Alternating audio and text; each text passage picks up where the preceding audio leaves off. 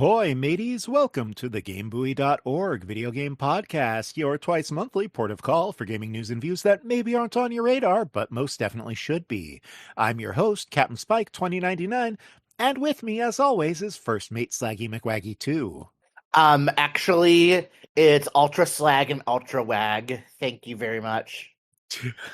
Welcome once again, each and every one of our lovely and beautiful listener, to another episode of the GameBuoy.org video game podcast. GameBuoy.org video game podcast. Today is May 10th, 2026, and this is Game Buoy Podcast episode 193. We all live in a Pokemon world. Pokemon Pokopia Side A.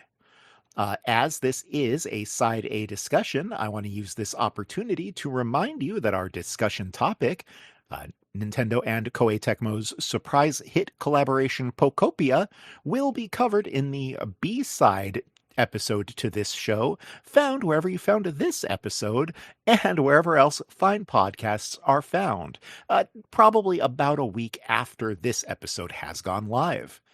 In the meantime, we'll be here with you today for most of the rest of our usual assortment of segments, news bits, and follow-ups. So that's what we have on deck here today, but before that, let's get started, relax, and talk about some games news. Slaggy, what is the way that we rhyme?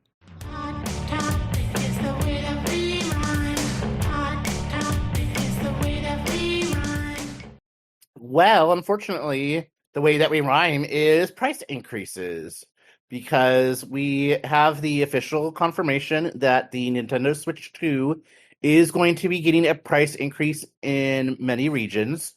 The Japanese price increase will go into effect on May 25th, with the US, Canada, and Europe getting their price increases on September 1st. Nintendo has cited changes in market conditions, and after considering the global business outlook, that unfortunately they have to raise these prices.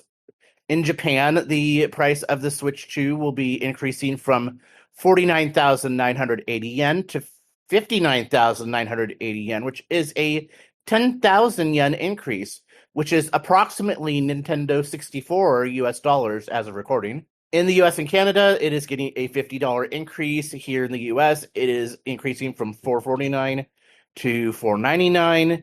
In Canada, from $629 to $679, which interestingly is only about 37 US dollars. And in Europe, it is increasing by 30 euros from 469 euros to 499 euros, which is only about actually 35 euros. So we don't have the most expensive increase here. That would be Japan in terms of exchange rates, but LOL, global economy, what? Nintendo actually issued a statement when they were announcing all this saying, "We sincerely apologize for the impact these price revisions may have had on our customers and stakeholders, and we deeply appreciate your understanding." And I'm like, girl, it's not your fault. You're not the one who messed up the global economy. Grumble, grumble. Yeah. It does sound like they really are trying to double down on the software lineup, specifically saying, "We will prepare a robust software lineup to enhance the Switch 2 ownership value. We will work diligently to overcome this barrier." Yeah. For me, I'm hoping that statement sort of implies that Nintendo is, sort of getting ready to bring the thunder software-wise to sort of make a statement, prove that the Switch 2 is sort of worth it. For me, I have to say, these increases to me feel pretty minor compared to the increases we've seen Sony and Microsoft apply. Yeah. I feel pretty similar to you. Like, the global economy is not Nintendo's fault. I've seen a lot of people saying, "Oh, I hope Nintendo fails. They're already so money grubbing." You're allowed to feel that way, but I just don't have that same feeling. We've seen a lot of talk about this generation out of Nintendo about the wider spectrum of pricing options that they're taking, and we're actually, continuing to see where they're releasing some of their larger marquee titles at lower prices for the digital version. So like the upcoming Yoshi game is like $10 cheaper on digital, for example. We talked Yeah. about that previously. I don't know. To me, it really feels like Nintendo is doing their best to meet the moment and to have a fair exchange in value with their customers. I can appreciate that others don't feel that way truly, but that is the genuine sense I have, is that Nintendo is trying to like keep their head afloat and have a fair exchange of a good quality game to their consumer for what they see as a fair price. I understand, games have been devalued a lot. There's a lot of questions about, what the value of a game should be. I respect all of these questions. I think they're important questions. I just really think it's very interesting that people come at Nintendo with a lot of these very specific, like parasitic and almost predatory accusations when it's like they're doing the smallest increases and doing the most to make software available at a wide variety of price points. Although I will say, technically Microsoft has also done that second thing.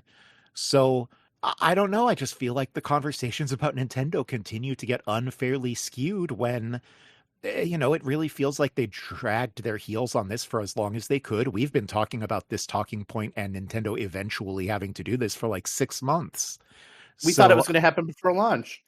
yeah, right. So I don't know. When I take the whole thing into consideration, I think it really sucks for everybody involved. I think it is the fault of I'm going to say global economy, but hopefully people understand what I really mean by that. And go from there with that. I hope that Nintendo does prepare a robust software lineup that makes all of us feel good about our continued ownership of Switch 2s. I feel like that's a win-win for everyone. Yeah. Perfect. Then, on a somewhat related talking point that also sort of ties in this episode's discussion, which again will be really happening next episode, we have word here that Nintendo is announcing, or has announced, a new Switch 2 bundle. This is going to be releasing initially in Australia and New Zealand, although I have seen folks hoping that this bundle gets released in other territories. This is a Nintendo Switch 2 bundle with Pokemon Pokopia. Of course, this follows alongside some of the other console bundles we've seen, probably most notably the Mario Kart World bundle, which shared a similar announced pricing. I think that this is very cool. I know that people have bought Pokopia or have bought Switch 2s to play Pokopia. I don't think Nintendo was expecting this to be a system seller, but this is probably the best indication yet that they were sort of caught with their pants down, but hoping to meet the moment. I was a little bummed about the lack of a Pokopia specific design on the console or Right. dock. Slaggy, what were your thoughts on this one? Exactly the same. Like, I would have been pretty tempted if it had like a really cute Pokopia dock or something. But yeah, like I know people who have not made the jump to Switch 2 yet, but really would like to play Pokopia. So I think that like even just specifically in my circle of folks that this would sell systems here. Yeah, absolutely. Strong agree. I think they should be releasing this bundle in every region they're selling. I assume it would be like what, $549 At this point, as I of think September so. 1st. Yeah. Yeah. Yeah. In fact, honestly, that is probably the only reason it hasn't happened in the rest of the world yet, right? If they weren't dealing with this hardware price shuffle, they'd probably be working on the bundles already. True. All right. We also have just kind of a pair of interesting stories I'm going to tie together here and plow through real quick. We sort of have Microsoft beginning some really interesting backtracking. This is word that Asha Sharma, we have seen repeated statements come out of Xbox that basically they're not going to be turning Xbox into, an AI sub department, despite, Asha Sharma having an AI background. Instead, Asha Sharma continues to make statements about, Microsoft's need to win back fans, about their need to prioritize, like player growth. I think the most interesting thing, though, and this sort of comes from the second news story, we're going to link both of you these news stories on. These are over on Kotaku. We will link you over at GameBuoy.org. GameBuoy.org. As a reminder, of course, over at GameBuoy.org. GameBuoy.org. You can find the episode guide to the current episode you are listening to, as well as our previous episodes. This should have all of the links to the pieces we are discussing, and we link you to them both so that you can follow along at home, as well as to credit all of the people doing the hard work upon which we do this. That having been said, this second piece here from Kotaku is about how Microsoft is killing the Copilot AI for Xbox initiative. And this is, again, a word out of Asha Sharma was that this tool, which was pretty broadly unpopular, no longer aligns with the Xbox platform's mission. I really have to say, while I am still very hesitant because, they still have been talking about how there are goals for AI and LLM models in the gaming space, it really sounds like, at least on a consumer-facing level, that they've got the note that people don't want AI. As far as I'm concerned, any backtracking on the AI that we see is a good thing and moving in the direction of catering toward what gamers actually want rather than Microsoft trying to tell us what we want. I'm still not sold on the new Xbox initiative. I'm not sold on Microsoft. I think that there's a whole lot of problems with Microsoft. However, I also believe it's a nuanced situation, and I am happy to see them moving in directions that seem positive on the face of it. I am hoping for more stories like this in the future. Indeed. All right, let's see. Rounding out our big three, I think you had a news story for us. Yeah, you keep giving me all of the bummer news stories, girl. What's with that? That should be a doom and gloom, I think. I'm just kidding, though. We have news from Sony after their recent financial results have been released for the past fiscal year. They are predicting a decrease in PS5 sales due to the memory drought, which is caused by generative AI. And as a result, their need to increase pricing on their hardware, as you mentioned. And on a similar note, during their annual corporate strategy and earnings call, they discussed that they have not decided when the PS6 will release or how much it will cost, and even made an allusion to the fact that they might change business models in response to the memory crisis, whatever that means.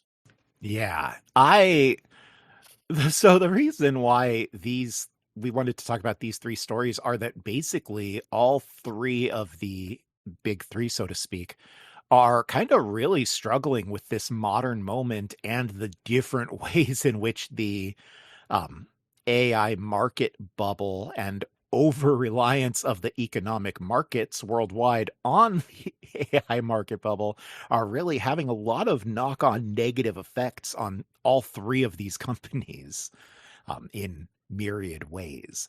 And I think it's really valuable to look at that and again, just be cognizant of what's happening. Right. That having been said, I'll take the note and hopefully your next story will be better. Until we get there, though, I have a news story for us. It looks like, according to a statement that came out of Yuji Hori's mouth on a live stream, this was the Koso Koso broadcast, he indicated that they will be doing a new live stream on May 27th, and that he thinks he'll be able to make an announcement about the next game. He also said we'll have various other things besides the next game, so please look forward to it. So everybody's pretty much looking with excitement in their hearts for May 27th for the hopeful reveal of the next big Dragon Quest game.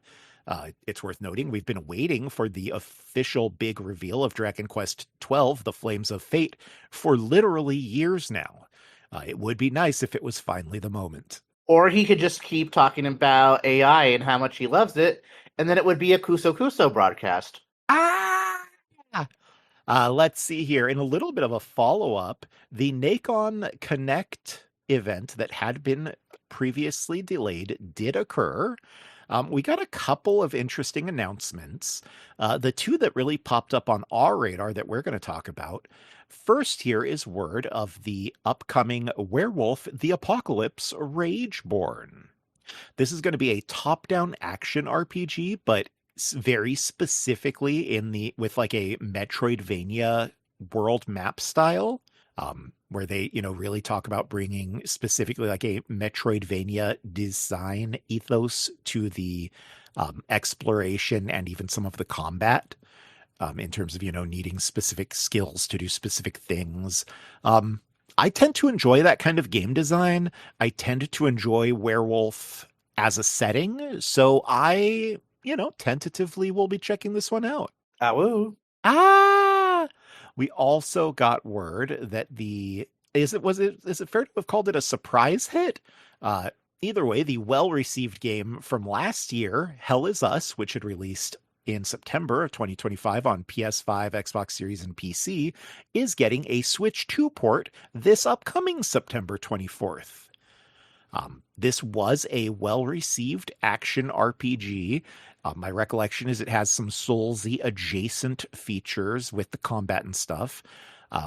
But mostly, like I said, what I really recall of it is it being really well received. So I think this is great news for anyone who's interested in playing it and hasn't had the opportunity yet. Excellent. We have a release window for Stranger Than Heaven, which is the upcoming game from RGG Studio. This was revealed during an Xbox Presents presentation that was dedicated entirely to the upcoming game. And although we obviously do not have a specific date yet, they did say it will be releasing this winter. I guess they're probably waiting to see if GTA 6 gets delayed again.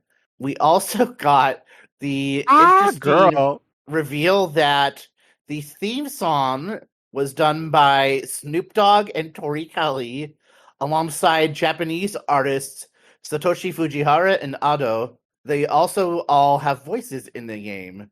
I am not really a fan of the headliner of that theme song for certain recent statements, but that's fun, I guess. Yeah, I feel you. My sense personally is that he's sort of a little more middle of the road, opportunistically taking the coins where he'll get them, but like maybe that's worse. Yeah. Yeah. All right. On happier news, we got a surprise Nintendo Direct on the 6th. So just a couple of days ago, this was on Wednesday. In the middle of the day, Nintendo basically was like, oh, hey guys, in about 10 minutes, we're doing a Nintendo Direct. Be sure to tune in. So I was like out at the Apple store picking up a laptop of mine that I was getting repaired. And so I had no idea this was coming. I just get home from the Apple store and people are messaging me about Star Fox. I'm like, what the literal fuck are you talking about? I load up this Direct and lo and behold, we have like what looks like a pretty meaningful remake of Mario 64. It looks Mario 64. or Mario Girl. 64, Star Fox 64. It has, like new graphics, new art style, new gameplay modes, but otherwise appears to be pretty closely built on top of the original game with the original enemy layouts and everything all intact. All the timing patterns appear to be intact.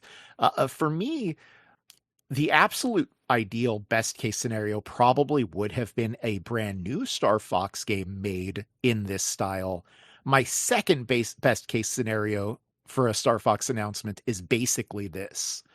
The other exciting thing, this was announced on May 6th and it's releasing June 25th. So just like 7 weeks in between the announcement and the release of a fairly major title. Albeit one that, again, will be cheaper digitally than physically as well. I am just over the moon excited about this announcement, because it mirrors the original release so closely you can even still use like an N64 controller with it. Even though they will also have like new control modes, including like a Joy-Con 2 mouse control thing. I think everything they're doing is so quiche. I'm really excited. What are your thoughts? I'm surprised this story is not in so controversial because some people seem to be very upset with the character designs, specifically that Fox McCloud and his fellow cast members are not fuckable enough. Ah, No, seriously, that was the Star Fox discourse, like for at least a day. well, I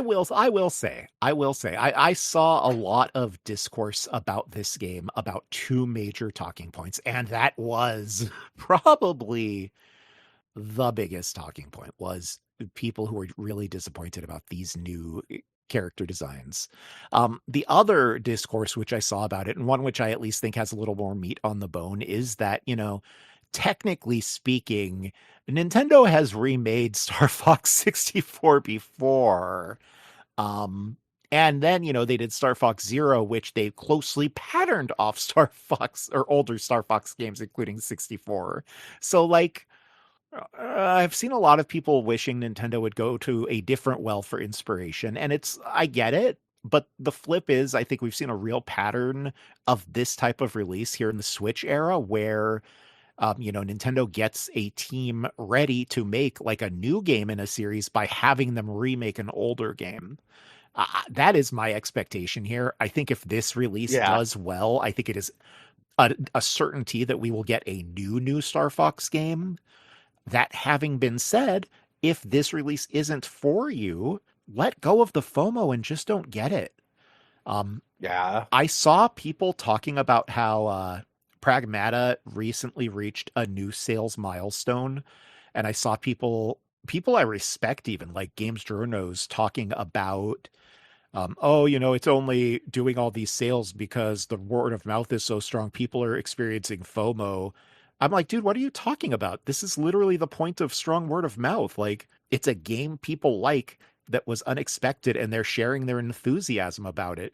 This is literally your job as a games journo, my guy.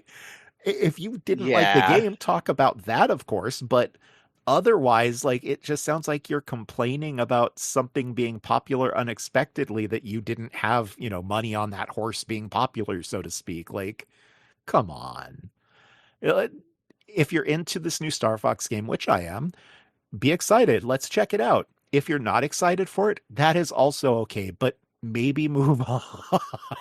Yeah, like I have not had a lot of Star Fox experience in my day. So I hope they'll do like a Star Fox test flight or something. Because similar to Well, Pragmata, like I would not have even probably looked into it too much if they hadn't had that demo, the sketchbook. So I almost think they will because they've been doing so many demos and test flight type experiences. But I also think that, they talked about adding new difficulty modes, an easy mode for newcomers and a more difficult mode for people who have played the original game. So, like, to me, it sounds like they are making concessions for people who have not had Star Fox experiences to sort of make this an easier onboarding experience. And I think that's a good thing. That's how you grow a franchise. excellent.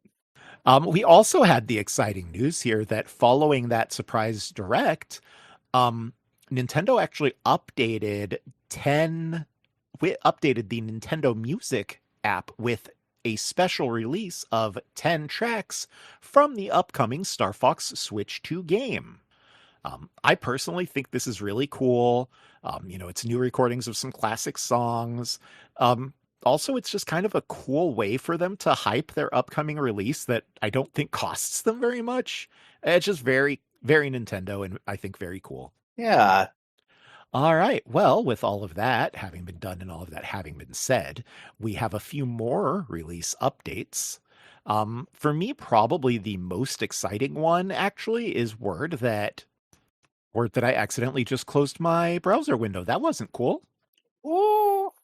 Word that Mina the Hollower, This is, of course, the new game by the folks who made Shovel Knight, Yacht Club Games. That's finally going to be releasing on May 29th after having missed its previously intended Halloween release. I've been looking forward to this one for years. Slaggy, what do you think? Yes, girl. It's about to be Mouse Girl Summer. It sure is. Let's see. We also got word that the River City Saga, this is the newest game in the River City Saga sub-series, Journey to the West is heading west, appropriately enough, on June 4th.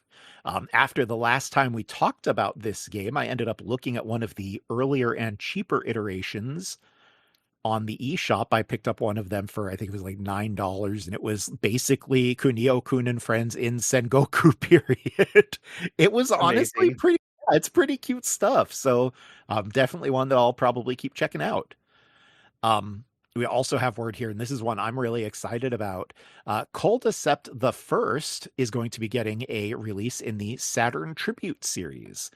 This is going to be launching worldwide on July 30th for PC, and then September 8th on PS5, Xbox Series, and Switch in the West. We also got word that Steins Gate Reboot will be releasing on August 20th. And last but certainly not least, with regard to our regular release updates, is confirmation, as the scrolls foretold, that is to say the leaks, that Star Wars Galactic Racer will be releasing on October 6th. Oh, Yeah. well. We also got some retro release updates for you. Over the last 2 weeks, the Console Archives series, let's see, on April 30th, saw the release of Roga Armored Force. This was the PS1 game by Data East from 1996. This was also known as Wolffang and is presently available under that name on the eShop as a Saturn Tribute series release. I think this is really awesome. Both because I think Console Archives actually technically offers better emulation than Saturn Tribute series does. But also, as I noted in our wish list episode, I actually want alternate versions of stuff like this to be available. I see that as a positive. So if you have fond memories of this PS1 version, you'll be able to get that. If you have fond memories of the Saturn version, you can get that. If you're just chasing best emulation, you can go for that. I just feel like the more options we as consumers have, the better. So I think Or if that's you're Captain Spike, you'll get both. Oh, girl, that was such a read because I do already have Wolffang and I do already have Roga now. I'm not judging. I appreciate that. The Arcade Archives release for that day was Cyber Commando. This was a 1994 Namco release. This was cool. This was the sequel to like Cyber Sled, or if not a direct sequel, then like a sister game, like with the same setting and fiction and stuff. It was like one of the big sit-down cabinets with like the big chunky plastic seat that would vibrate and rumble with the speakers in it. I love that we continue to get these early 3D arcade games from Namco that had been deluxe cabinets in the arcades. We very rarely used to see that stuff get ported. So to finally have home releases of some of these titles is, to me, just really incredible. Yeah. Then for May 7th, Console Archives got Mag Max. This was a Famicom, not Super Famicom, Famicom/NES release by Nichibutsu. This was from 1986. That same day, we got the Arcade Archives release of Arkanoid. Oh, this shit. is, of course, right? This is, of course, the Taito classic from 86. Between Console Archives and Arcade Archives, Hamster is really doing the work of bringing the titles I want to see week to week. It's good stuff, and most of these titles I find I'm picking up, often to the exclusion of new releases. With all of that having been done and all of that having been said, though, Slaggy, I think it's time for you to take us to the club. Culture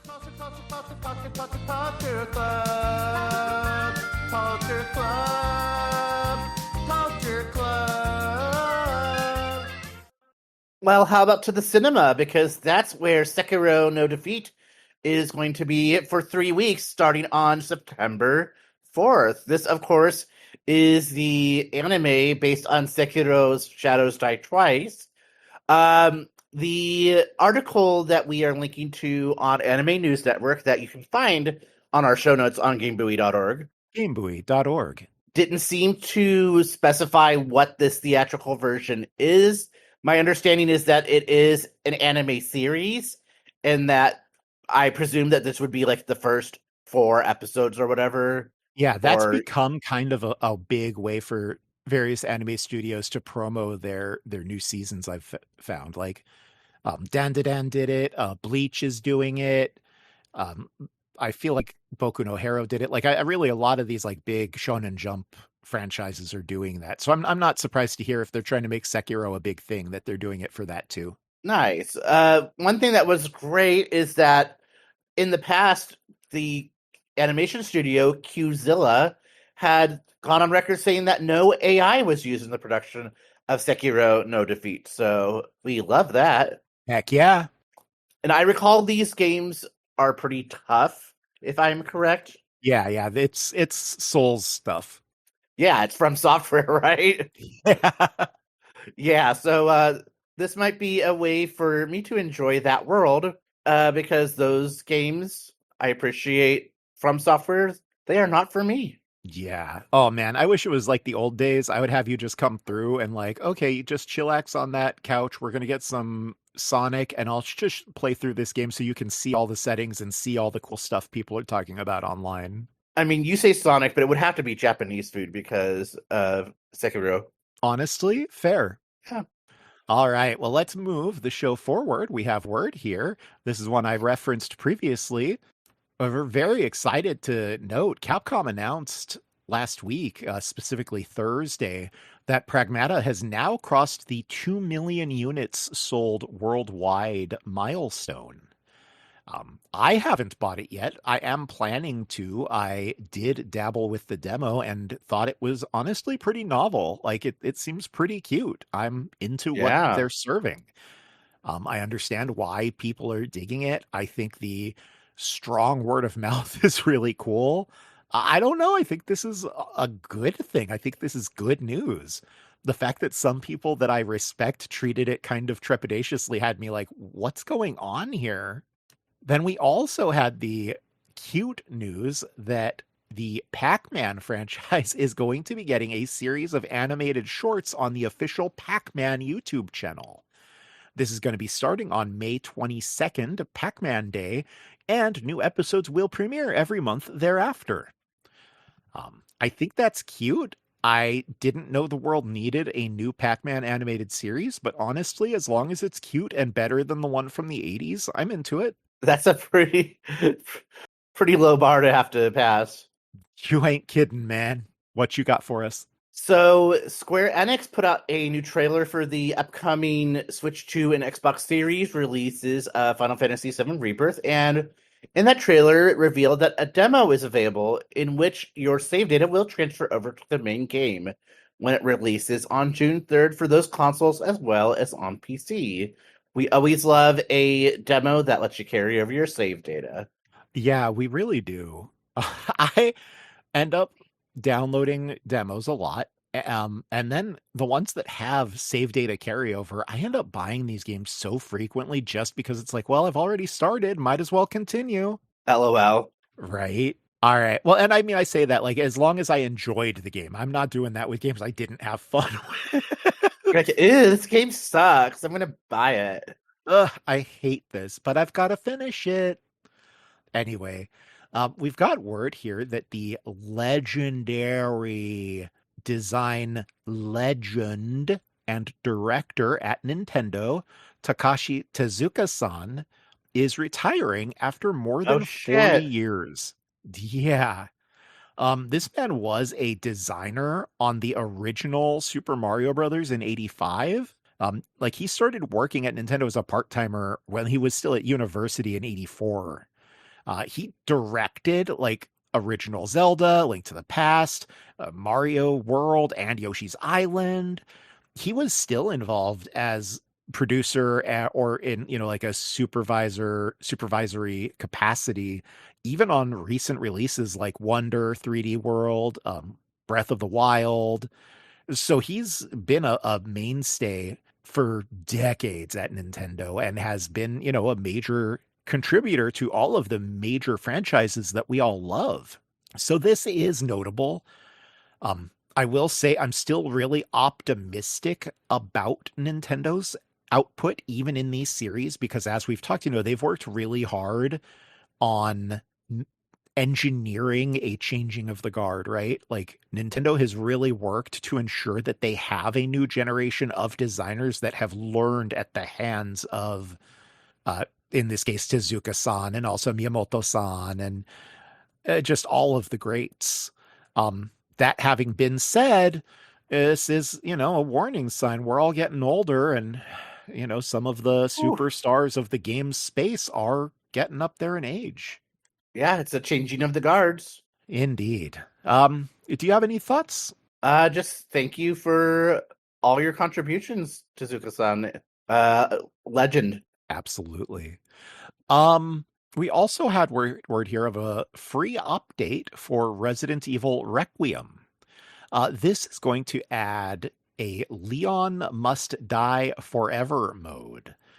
This is to add like sort of a ongoing roguelike mini game. The patch, as I understand it, is actually already live, right? And it's, from what I understand, somewhat adjacent to the way that the Blood Hunt mode works in Marvel's Rivals, to give it a touchstone point that you and I can sort of talk on, Slaggy, Right. in terms of, you're going to like go through, you're going to kill these mobs, you're going to get new abilities or new stats as you're going. And there's some cumulative stats that are going to build up, so your additional runs will be more powerful.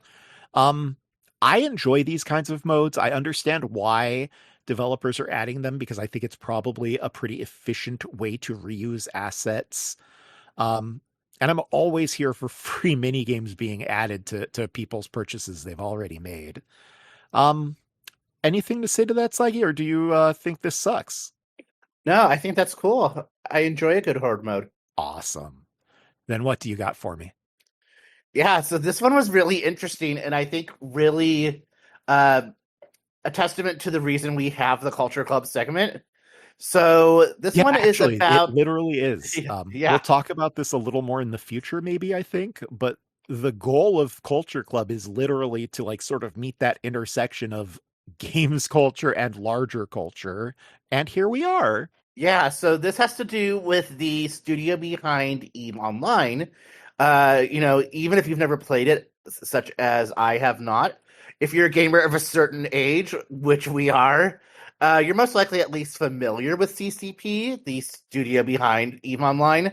I literally only learned from this article that they're actually called Crowd Control Productions, or should I say they were, because apparently there has been some confusion and they even describe it as brand collision between the studio and the Chinese Communist Party, which in the English language is referred to as the CCP.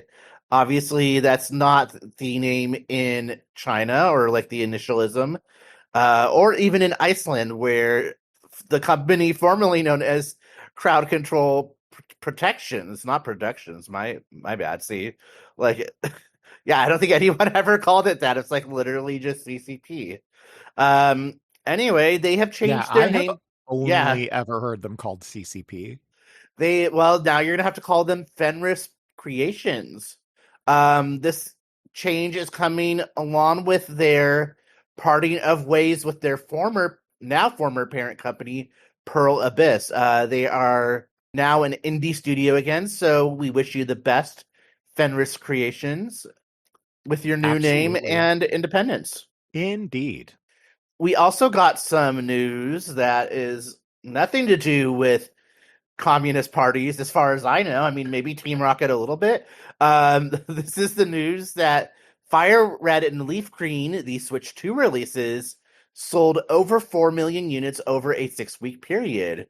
There was a little bit of talk about the price tag being possibly a little exorbitant, and some people a little bit upset that the profanity filter was put in place. So, you can't name your rival dickhead, or you can't name your parasect dickhead, because he's a mushroom. Uh, anyway, this didn't seem to deter people, including myself. I will say I noticed the filter. Like I thought it sucked, but it's like, okay, we just have to be more creative. Necessity is the mother of invention. Instead of naming him Dickhead, now you name him Shroomhead. True. Um, Mushroom Cap. yeah, right. Um, this kind of makes me feel like I probably should get back to my Fire Red and play through at some point. I'm like literally still sitting in Fuchsia City. Hopefully this is good news, because I would dip again for like a Heart Gold Soul Silver. Like, I'm not gonna lie. Yeah, I would like to see them continue this release style, even if it means I am basically advocating for another release pillar of Pokemon. But even as they continue remaking and doing new games, I do still find value in revisiting the old ones, particularly when they have promised Pokemon home support. It's like, okay, if I can carry these babies forward, especially, I get such a kick out of revisiting these older games. Yeah, I mean, my big wish list is Pokemon Stars. Like, just do it. Ah, all right. Well, um, we also have word here of a new added mode to Halo Infinite. Um, Basically, a few months ago, we got what was supposed to be the final major update to Halo Infinite. Then we just got out of Halo Studios the Firefight Gauntlet. It has been described by fans and developers as deviously difficult. Um, I think this is really very cool. Um, it's, you add a super hard horde mode to the game as a final gift after you're supposedly done with updates. In a world where we are fighting to have games kept alive, I actually think that's a pretty cool little gift to your community. So to me, a little bit hats off, and they definitely bought from me a little bit of goodwill, even if I only played Halo Infinite for a relatively minor amount of time. Excellent. Then we also got the very, very cool news, and this is also the type of stuff that I like to talk about here on Culture Club. Word that Double Fine has become the most recent studio under Microsoft's banners to form a union. They Yeah. are specifically the 14th of the various gaming teams at Microsoft to unionize. And I just have to say, I think that's really awesome. We are very pro union here on the show, and we support you. We think this is awesome. We celebrate Double Fine, and we will continue to do so. Yeah. I dare say I have more better to say about Double Fine than I do Microsoft. Indeed. What do you All have to say this, about Idaho? I don't know. Let's go there. You're living in your own private Idaho. Living in your own private Idaho. All right, first up is the announcement of the return of the Maiden's Rhapsody event to Final Fantasy XIV. They are saying this is in honor of Final Fantasy XI's 24th anniversary. I kind of think maybe it's a tie-in to the fact that we've had the Vana'diel raid series in the Dawn Trail expansion. For whatever the reason is, I mean, 24th anniversary kind of seems like a silly number to celebrate. That being said, it features the character Iroha from the Rhapsody of Vana'diel expansion. And if you complete the event, you will get an armor set that looks just like hers. I personally think it's a great armor set. I used it for my samurai glamour in the past for quite a while. And something that I always forget is that if you've already played through it, as I have, there's a feature that they have called Seasonal Event Replay feature that lets you replay it, of course, without the rewards. But if you really wanted to experience the little quest line again, you have the option to do that. It's kind of almost like a new game plus for some of these seasonal events. This event first appeared back in 2015. It does come back every 2 to 3 years. So, if you have not yet played it and you're not currently playing, don't worry about the FOMO. They do seem to cycle this one around along with some of the ones like the Dragon Quest one and the Final Fantasy 15 one.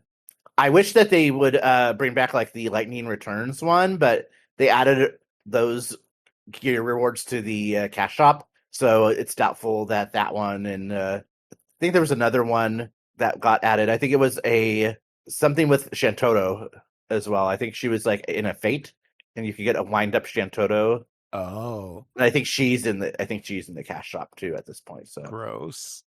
I have to yeah, say, I really don't love the over-reliance on cash shops in these games, and I would much rather see them always having one of the events active and like, oh, that event is now done. Okay, well now this event is done, and like, or now this event is going, and always have one of the collab events going. I don't know, like there are so many of them. I just feel like why not always have something available to players, you know? yeah, and I mean at least at this point, uh, aside from some of those very early ones, they have been bringing them back, like the Yokai Watch one, and so Yeah, big credit that they did bring that back. I had been waiting for years, and I really big ups to them. yeah, girl, I hadn't done it the first time around, so I had to like I chose to grind out all of those weapons uh in 1 month basically that they were doing that. So LOL.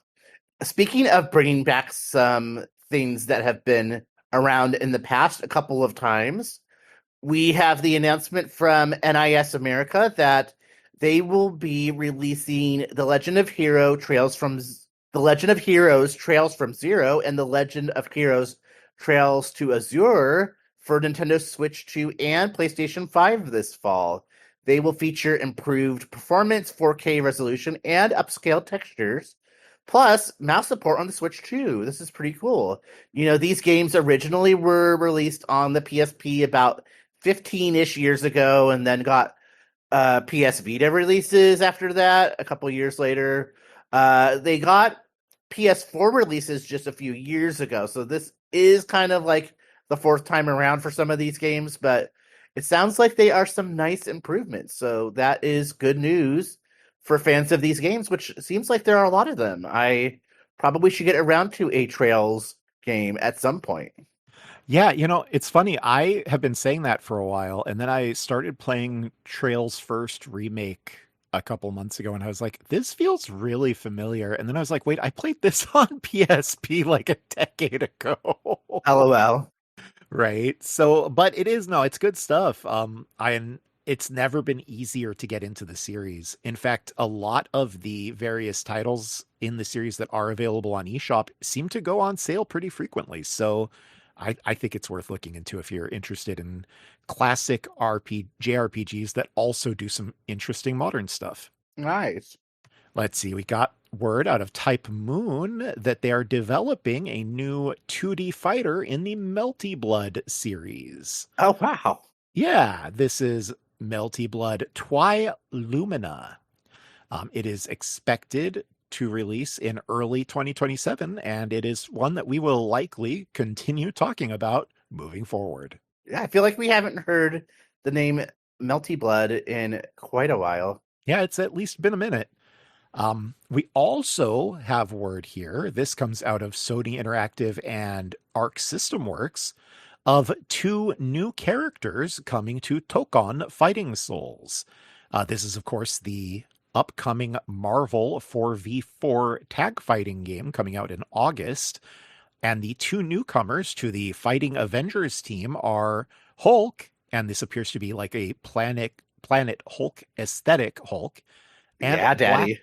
Black Panther, which is a iteration of Black Panther that appears to be Shuri inside of the costume. Yeah. One of the more traditional male Black Panthers. I think this is cool as hell. I'm really excited for this game.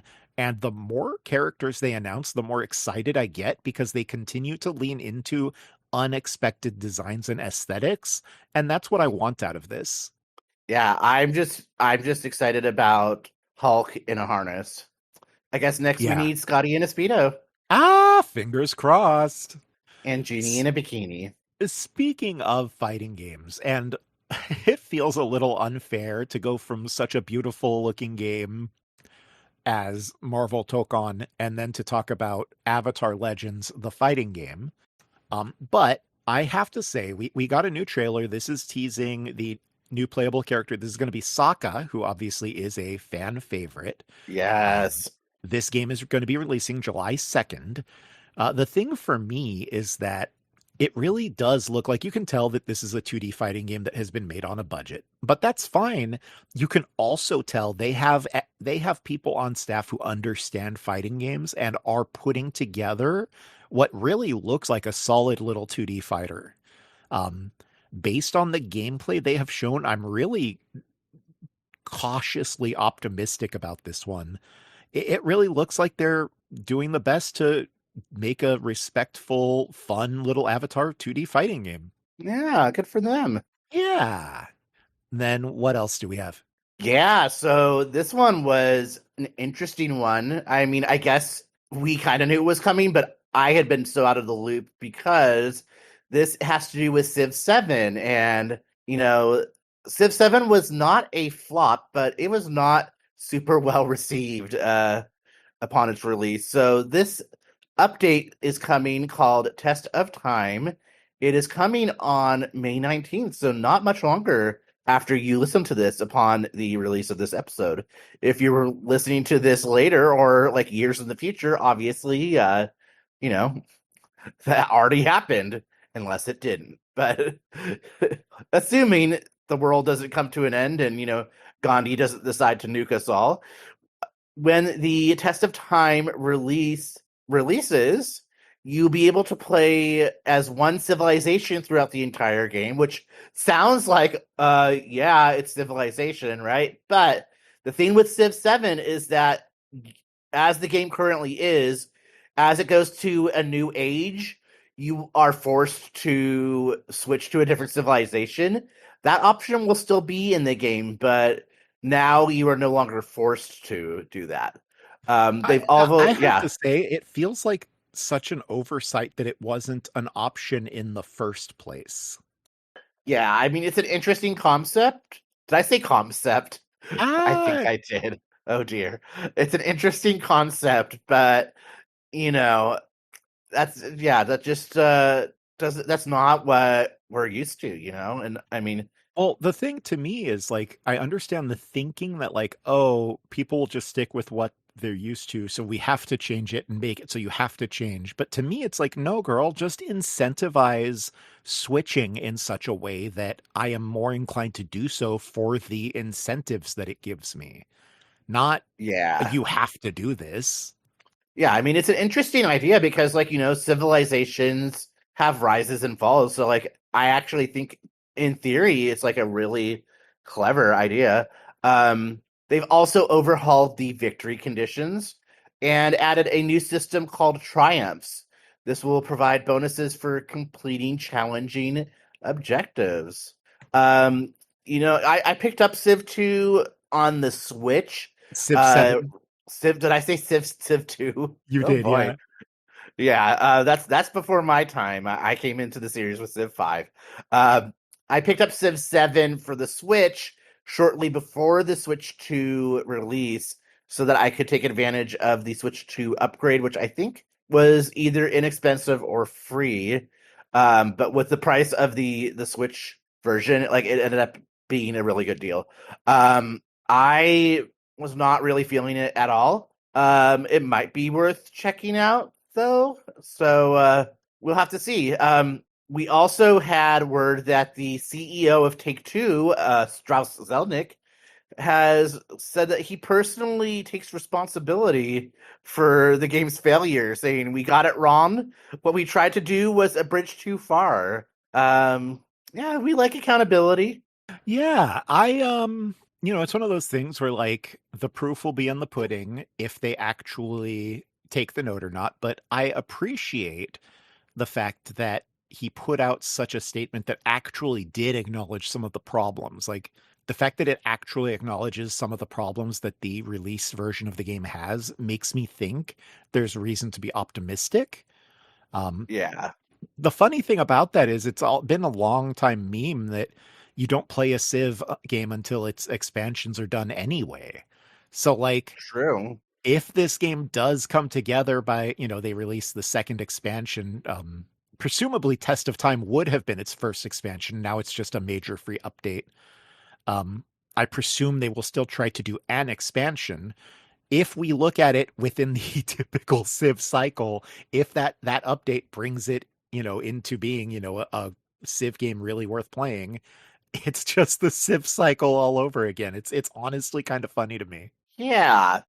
I guess that means that it's probably time to check out Civ 6 again. Ah, exactly right. That's so funny. Which I remember at the time, Civ 6 was kind of like, let's just go back and play Civ 5. But like, honestly, it might be worth checking out again. But probably just going to go back to Civ 5 because it's the GOAT. It's so funny because even as you said that, I'm like, okay, but girl, I could go for Civ 5 right now. Well, we've got an episode to finish, but maybe after. All right, well, then let's keep moving forward. First, we have an exciting story for those of you that play Diablo 4. With the announcement of Lord of Hatred, the secret cow level has been uncovered. Yay! Now, it has, of course, been somewhat controversial, with many longtime fans of the series trolling and saying that the new cow level needs more cows, or that the cows need to say moo more. That having been said, for me, as a longtime fan of the secret cow level as a concept altogether, I'm delighted by this, and this is probably the most I've ever considered playing Diablo 4. LOL. And then another one I was really excited about. This is word that Atari has acquired rights to the first 5 Wizardry games. This is, of course, Wizardry, Proving Grounds of the Mad Overlord, 2, The Knight of Diamonds, 3, Legacy of Lilgamin, Wizardry 4, The Return of Werdna, and Wizardry 5, Heart of the Maelstrom. As well as many other Wizardry-related video games, contract rights, and other related intellectual property, which I'm assuming means various ports to some of these games, because, many of these games have had ports to various consoles and what have you. Some of these games even have modern remakes that, at least prior to this announcement, have been available on modern eShops. Oh, wow. Yeah, right? Still, regardless, to me, it is exciting that we will be getting new remasters, collections, and other new releases of these titles. I am a big fan of them. I know for sure I have a modern release of Proving Grounds of the Mad Overlord on Switch because I was just playing it a few nights ago. Oh, cool. I would be very happy to see more modern releases of any of these other titles should they, get to them. Yeah, if my memory serves me correctly, these kind of were like, along with things like Ultima, like basically the reason we have like Dragon Quest, Final Fantasy, Shin Megami Tensei, like basically. Yeah, Wizardry is very foundational dungeon crawly. Excellent. In particular to, I think, influential to some of those Shin Megami Tensei type stuff. Yeah. Because that series also started dabbling in that type of gameplay experience. Anyway, all of this having been done and all of this having been said, we talked about some things that got a little controversial, so let's move on to things that are so controversial. Controversial. Oh my god. All right, so there's this new game, I guess, that I had never heard of until now. It's a new open world hack and slash game called NTE, Neverness to Everness. Okay. So it looks like it's very like anime aesthetic, etc. But the thing that puts it in so controversial is it's been accused of using in-game assets that appear to be AI generated. In particular, there was a fake trailer for what seemed to be a parody of Makoto Shinkai's film Weathering with You. There are also some in-game locations that, although not necessarily plagiarizing, maybe, are very reminiscent of locations that are well known from Doraemon, Crayon Shinchan, and Initial D. The developers, Hota Studio, did issue a statement saying the character stories and world you experience are the work of artists, writers, and designers. AI-assisted tools were used only on a small number of background and environmental assets, not on the characters or stories that define this game. Well, sorry, but I've never heard of this game, and now it's defined by your use of AI-assisted tools. Bloop. Yeah. What about you? Any non-AI news? Not at the moment, unfortunately. Oh, Yeah, we have word here that the CEO over at PlayStation, Hideki Nishino-san, apparently used a long portion of his recent Sony earnings presentation remarks to make a case for AI and how it could benefit gaming and the company's bottom line. oh no. Yeah, repeatedly choosing to embrace AI at every level, while claiming that we believe AI will unleash the creativity of our studios, power a more curated platform, and enhance the PlayStation experience for both players and creators. While noting that he would like to see AI tools incorporated everywhere from the PSN store itself into even the ways that Naughty Dog and Guerrilla Games are rendering their characters' individual hairs. No. Yeah. And in fact, according to his statement, they claim that their tools are already in use at Naughty Dog, San Diego Studios, and other Sony studios, and that their tools were already used in released titles like the recently released Horizon Zero Dawn remaster, which Oh for me no. means I'm not gonna touch that fucking thing, by the way. Yeah, this to me, major bummer. And in fact, we have like a follow-up news story here. The first news story had been Kotaku talking about this PlayStation boss's opening remarks. Games Radar, as well as Games Radar, then did a follow-up article about the same statements, but specifically focused on the Horizon Zero Dawn remaster, as well as the Naughty Dog and San Diego studios using these AI animation tools.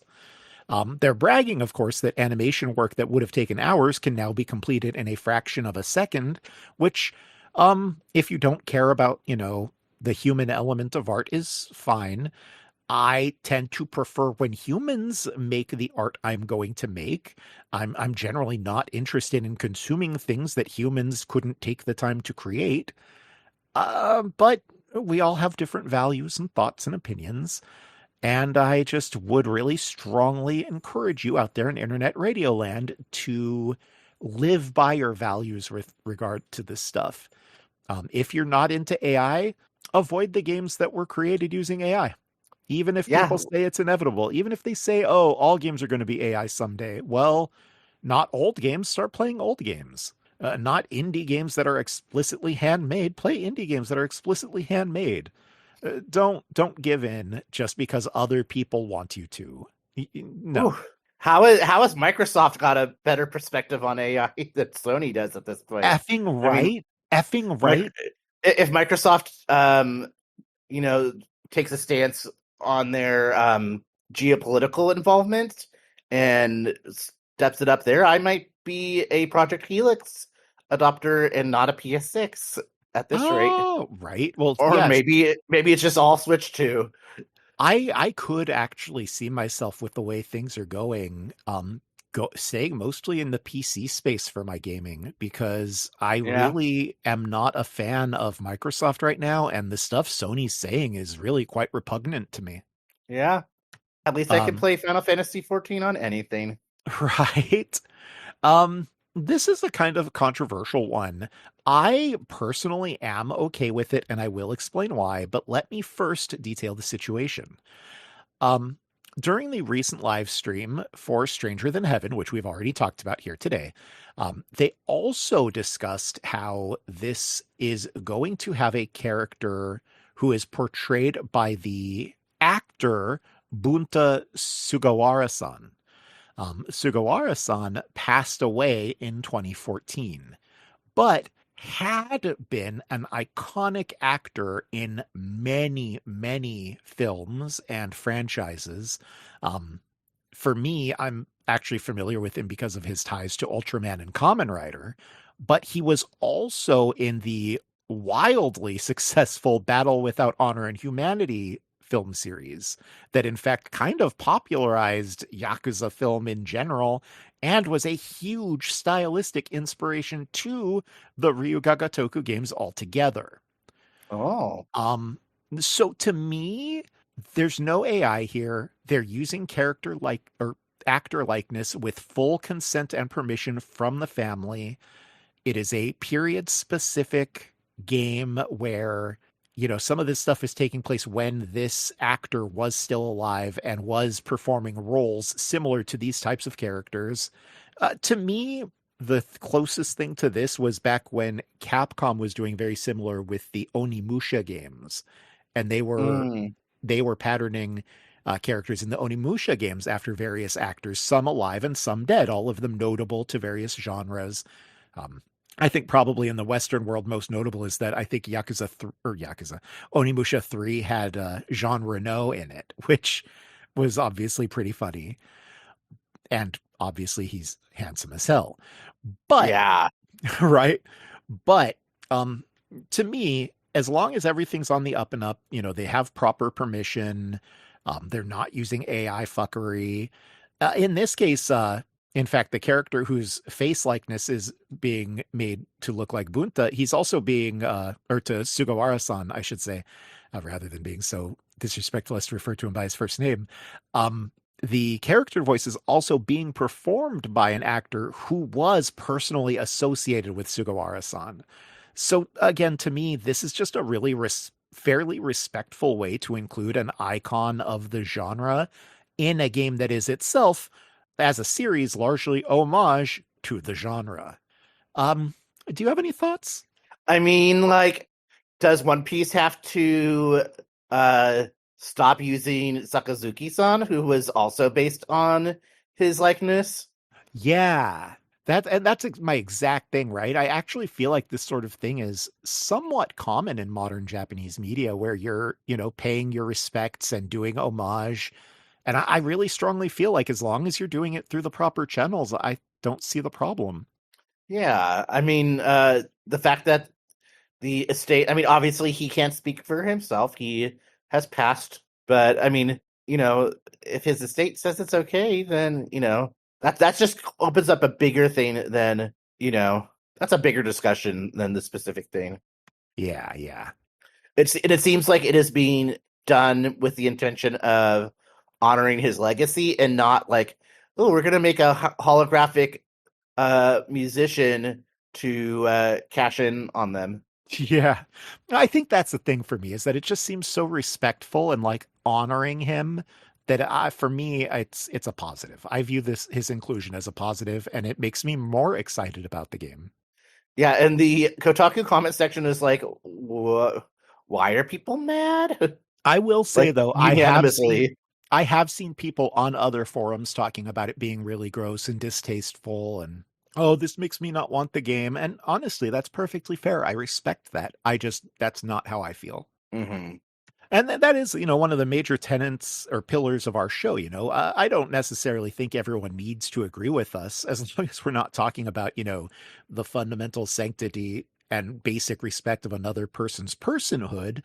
Otherwise, I think we all can and should have our own opinions, influenced and informed by our own views. Hopefully, when we talk about our views, even if you don't agree with them, you can take something from them to think about. Indeed. And speaking of something to think about, Blizzard has added a housing exterior to their cash shop. We talked a little bit about cash shop earlier with some of that Final Fantasy XIV stuff. This is a housing exterior for their, new housing that they just added. It's a lovely treehouse. It's giving very Teldrassil vibes, very Night Elf eleganza. The thing is that this costs 4,000 Hearthsteel, which is equivalent to $40 real U.S. monies. Oh. Yeah, and I I don't want to I would like to say that I would never pay $40 for a player housing skin, but if it was in Final Fantasy XIV and it was a really cool one, it's make your house look like, I don't know, Seventh Heaven from Final Taco Bell Fantasy VII. Cantina. Well, I mean, shit, Taco Bell Cantina, I would pay $100 for that.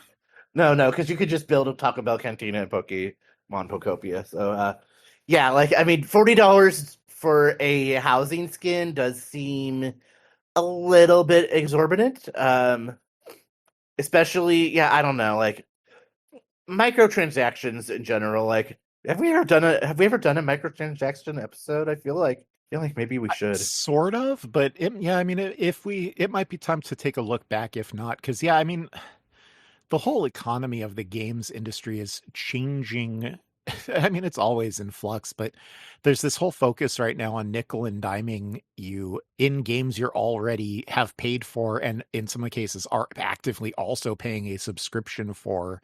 And it's just really Yeah. frustrating to me, especially in cases like this. It's like, this is such a cool treehouse, but why isn't this an in-game reward? Why isn't this tied to, being a night elf faction reward or something? Like, Yeah, and even if it's like, oh, you have to have a night elf to unlock it, but then once you unlock it, it's account wide. yeah, And if you really want your orc to have a lovely little treehouse, because why do orcs have to be all zug?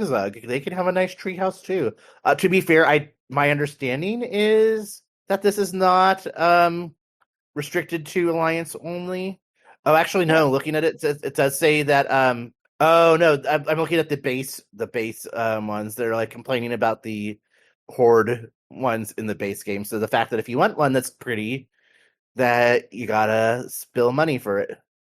Yeah, well, and that's exactly what I mean. Like, you should have so many options available through gameplay before you even think about adding a cash shop one. To me, cash shop one should be like after the players have possible rewards up the freaking wazoo, and then you use the cash shop ones for designs that are like wildly outside the aesthetic of the game. I just I really dislike this modern trend, and Final Fantasy actually really gets me with this, where they'll take like popular outfits from various story NPCs and then sell those on the cash shop. And it's like, what? This data is in the game.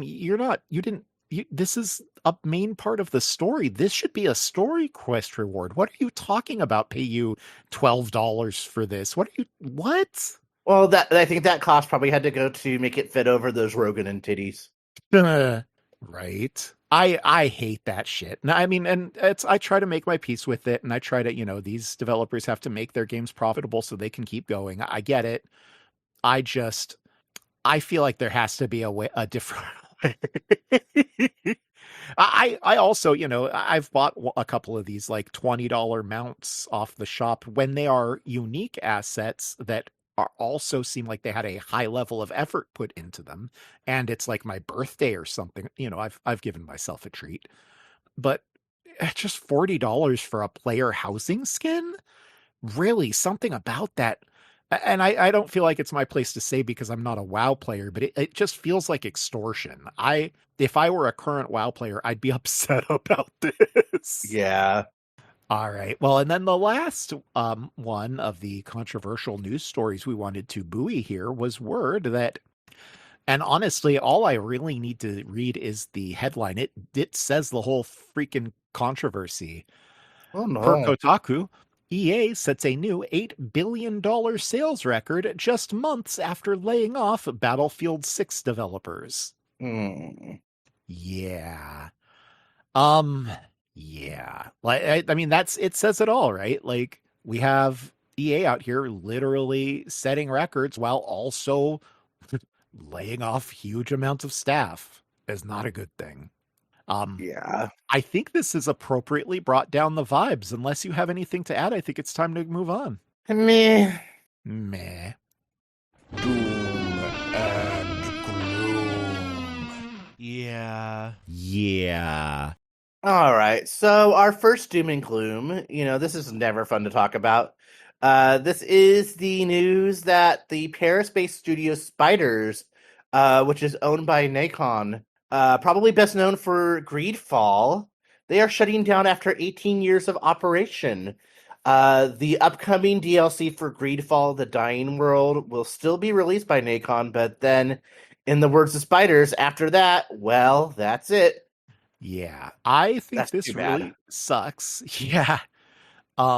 I know there are people who are playing Greedfall and enjoying it, although obviously not as many people as they would have liked. Given that we know the Nacon stuff that's going on, obviously this isn't a huge surprise, but it still definitely super sucks. My heart and thoughts go out to all of the people who will be impacted by this. Hopefully the DLC still turns out well. And I don't know, hopefully it has some kind of positive ripple knock-on effect for everyone. Yeah. Also, the fact that they're like, well, that's it. Yeah. Okay, like I hope that we keep doing Game Buoy for like another 30 years or whatever, but on our last episode we should be like, well, that's it. Well, that's it. All right, clock it. We also have word here that the recently released Sakuna of Rice and Ruin mobile game, this is Sakuna Hinuka Jun Reitan, is going to be shutting down after only 5 months of being available on Android and Apple iOS devices. This released in February of 26. It had been planned for a worldwide and PC release. Obviously, those things never came about and have been canceled. The final day of operation will be July 27th. I think this sucks. I don't personally know anyone who is playing it, but I do know multiple people who were hoping that it would eventually come out here. I mean, this really sucks, and I hope it doesn't make it harder for them to get more Sakuna stuff made, should they be inspired to do so in the future, because that first game was a little instant classic. Yeah, these mobile games just seem to not be sustainable. Yeah, for real. It seems like a lot of these publishers chased a dragon that was not good for them. And speaking of chasing, imagine chasing a dragon. So this is an update that Last Flag, this was a new Capture the Flag online-only competitive multiplayer shooter, made from a studio co-created by the lead singer of Imagine Dragons, is not going to be getting any additional update past the next update. This game was available for 3 weeks, and they are ending development. It is worth noting they will not be shutting the game down. It will stay alive, and they are hoping that more people come through and play the game and enjoy it. It's just that they are going to have to move on to another game and hopefully find profits there. I think this sucks. Obviously, they wanted this game to work out. I'm not necessarily surprised it didn't, simply because of how saturated the market is right now. But the Imagine Dragon guys are like surprisingly solid dudes. So I was hoping that this would go well, and it just kind of sucks that it didn't.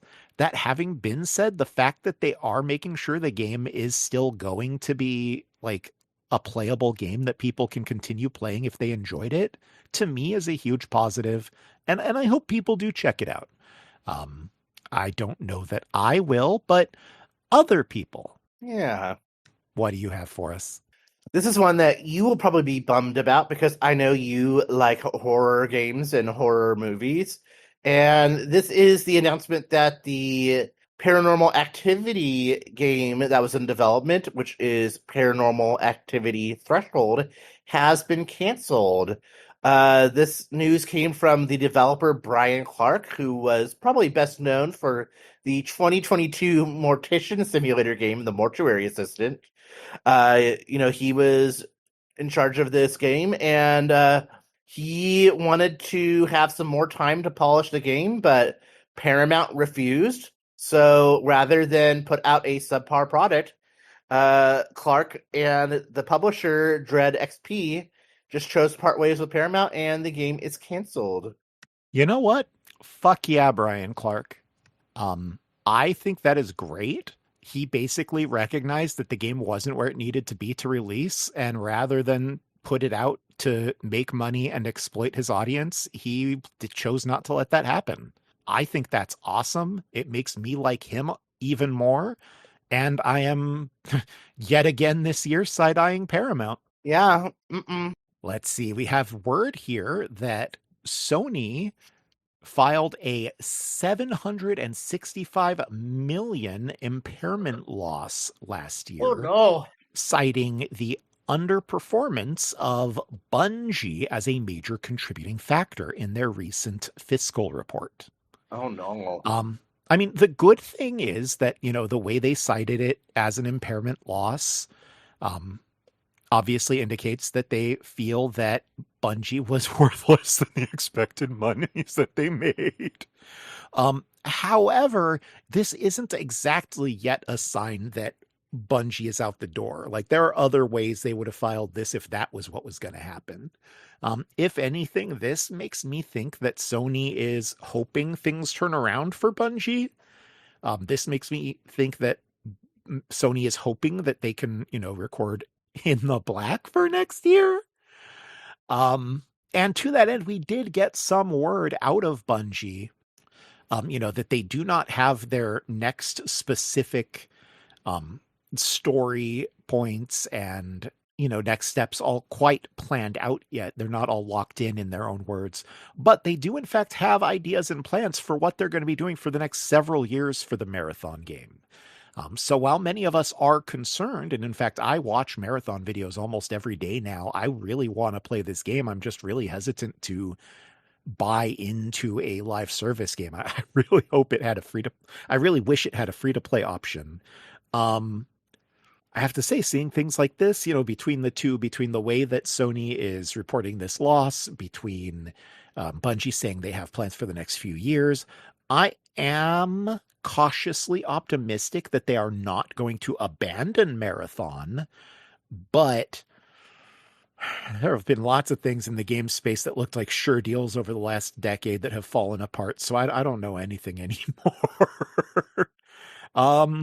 Could I at least get a good discount on Marathon, please? I'd love to check it out. Maybe. All right. Well, all of this done and all of this said, let's move forward to, I think, our last news segment of the day today. Let's talk about some gossip, some rumor mongering, and any and all manner of hearsay with Rumor Has It.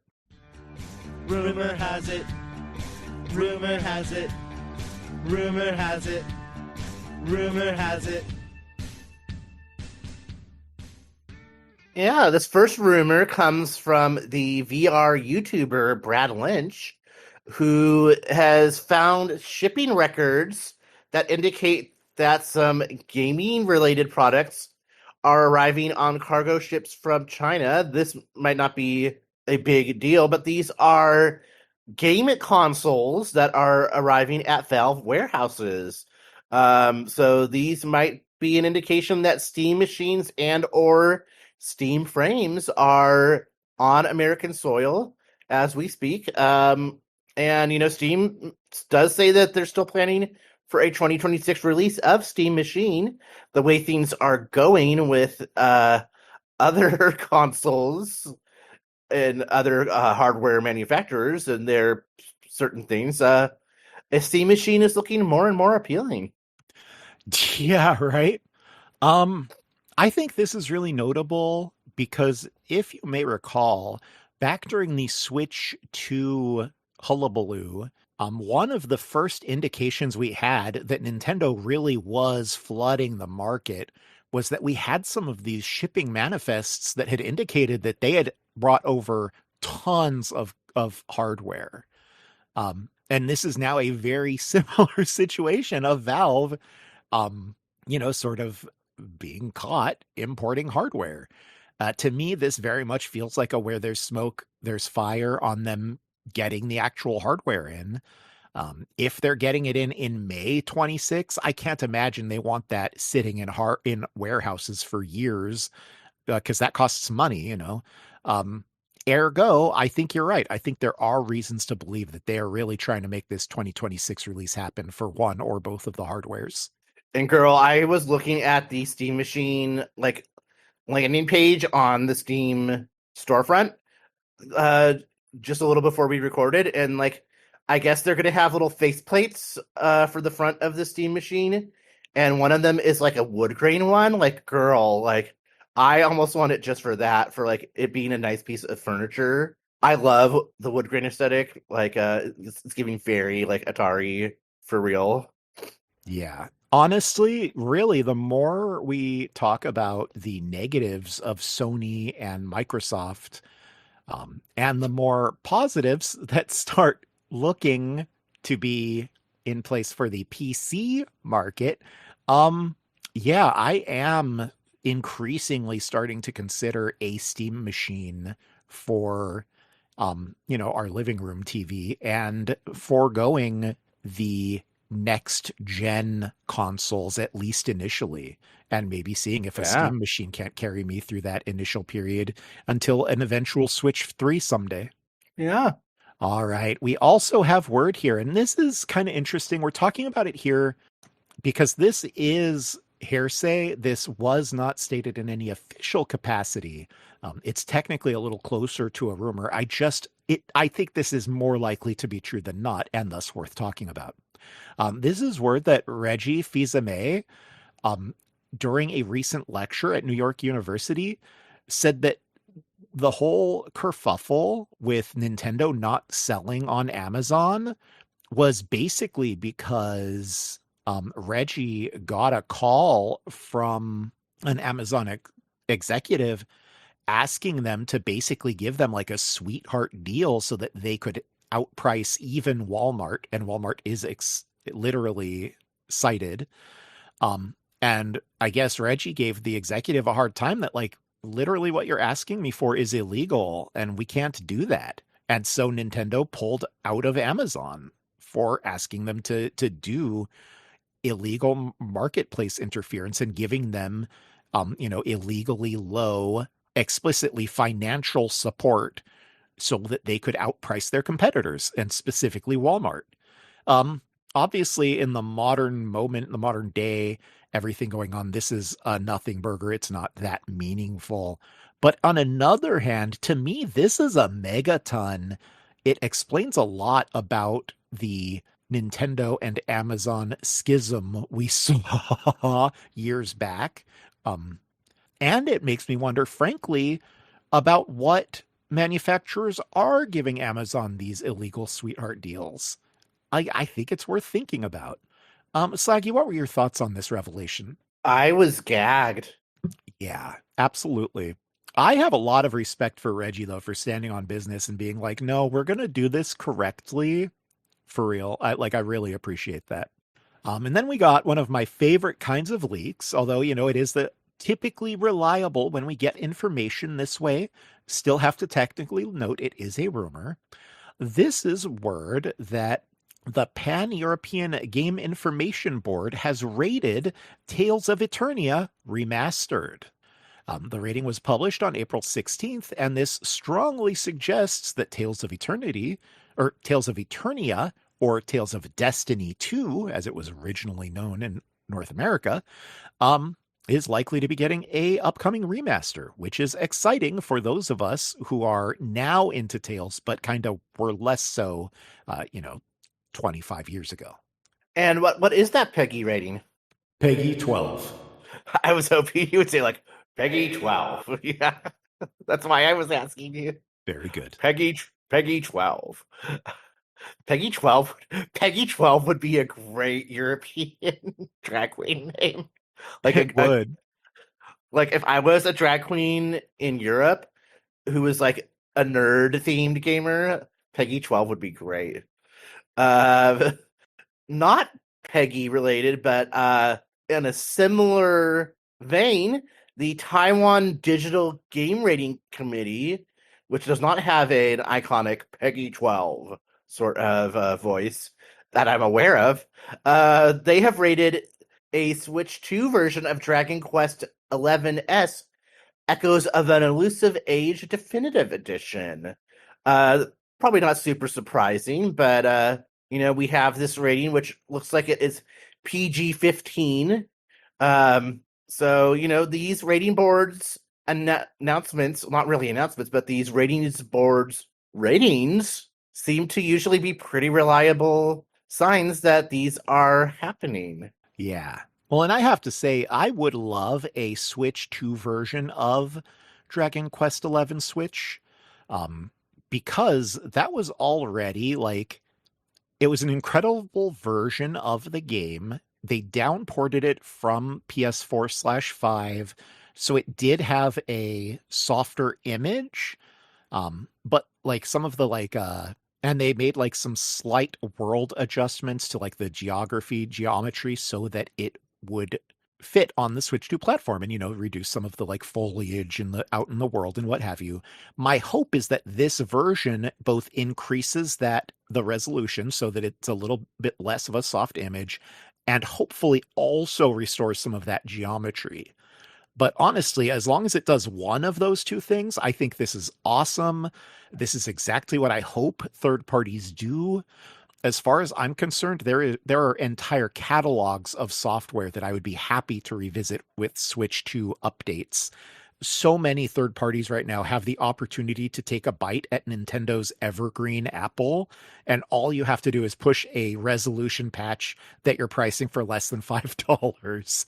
It's not that hard right now. Yeah. Anyway, unless you have anything else to add. Nope. All right, let's start winding down by talking about what's up.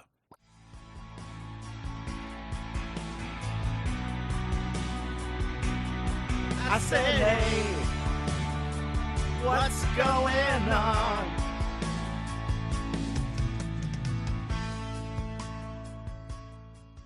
All right, let's see. First of all, I'm going to talk about Pokopia.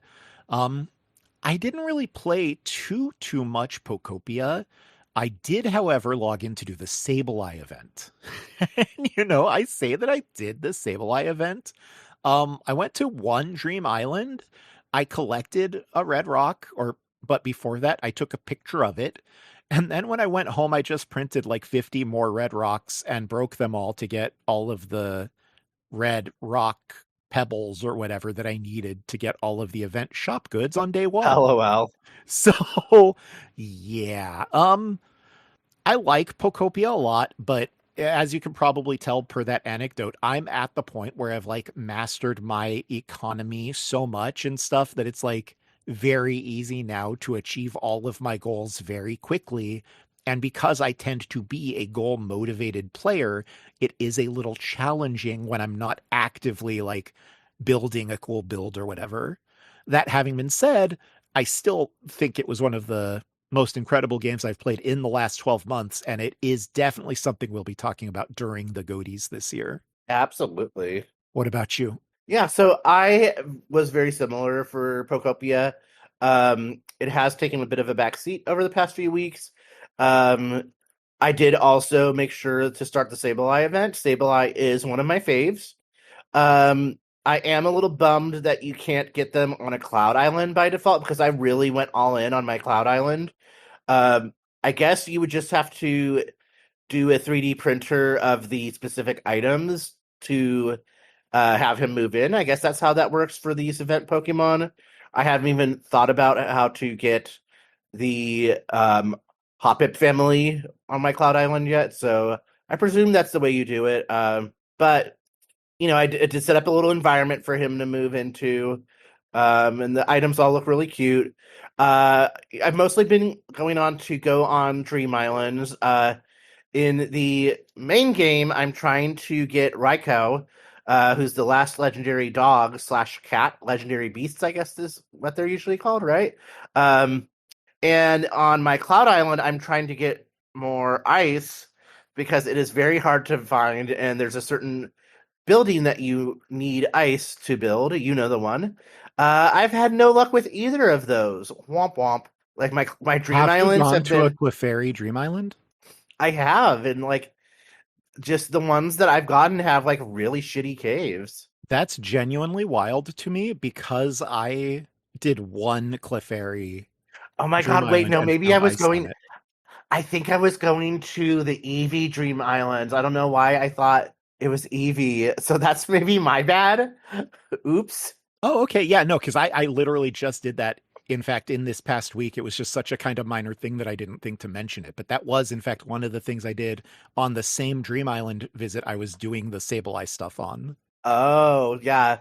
I think for whatever reason I had been going to Eevee Islands, and yeah, that absolutely does not have ice. I'm like, why are all these caves so shitty?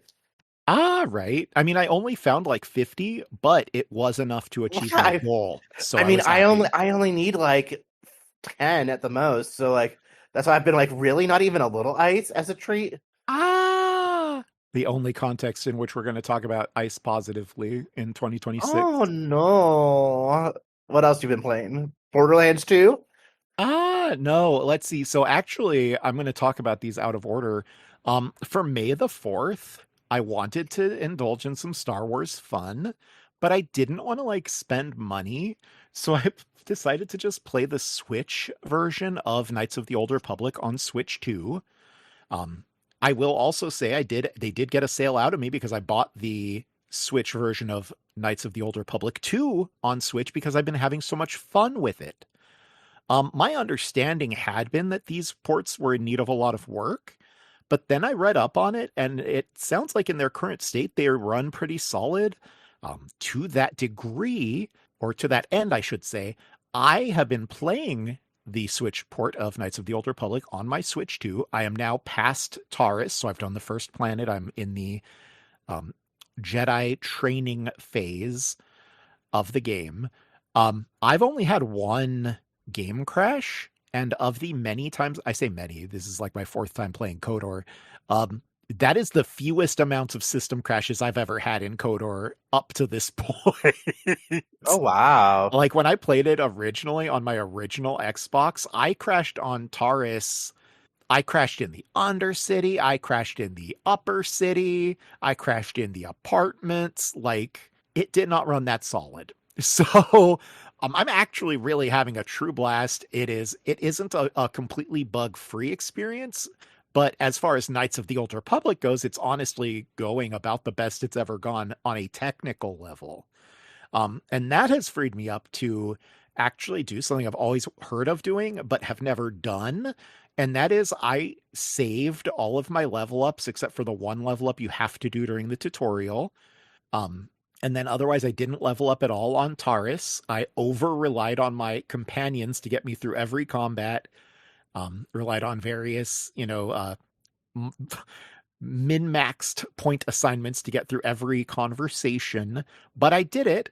And what this allows is once you get to the Jedi training stuff, you get to apply all of your XP and get all of your level ups in your Jedi class rather than in your Oh. pre-Jedi class. Yeah, right? Because you only get 20 levels throughout the game in total. So usually you'll end up with like I have, eight levels up in Scout and then 12 in Jedi.